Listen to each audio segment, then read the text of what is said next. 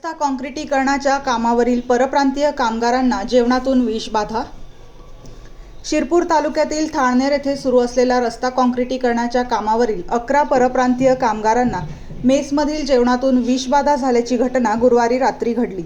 अचानक पोटदुखी व उलट्यांचा त्रास सुरू झाल्याने सर्व कामगारांना पहाटे थाळनेर येथील ग्रामीण रुग्णालयात दाखल करण्यात आले। उपचारानंतर त्यांची प्रकृती स्थिर असून दुपारी त्यांना घरी सोडण्यात आले। शिरपूर थाळनेर होळनांथे या रस्त्याच्या काँक्रिटीकरणाचे काम सध्या सुरू आहे। या कामासाठी संबंधित कंपनीने थाळनेर येथे डेपो उभारला असून येथे इतर राज्यातील मोठ्या संख्येने कामगार कार्यरत आहेत। गुरुवारी 5 मार्च रोजी रात्री डेपोवरील मेसमधून पोळी भाजी व भात असे जेवण घेतल्यानंतर काही वेळातच काही कामगारांच्या पोटात तीव्र दुखू लागले। त्यानंतर उलट्या सुरू झाल्याने कामगारांची प्रकृती बिघडली।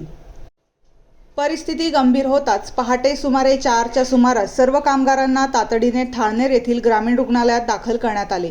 यामध्ये दीपक कुमार वय 28, राम भजन यादव वय 24, धीरेंद्र यादव वय 23, सहदेव बुद्धे वय 35, प्रवेश यादव वय 23, लाल बच्चन 58, रोहित कुमार 22, सम्राट कुमार 28, रमण कुमार 27, संदीप कुमार पटेल 30, विकास गुप्ता 22 व विनोद कुमार 36 यांचा समावेश होता।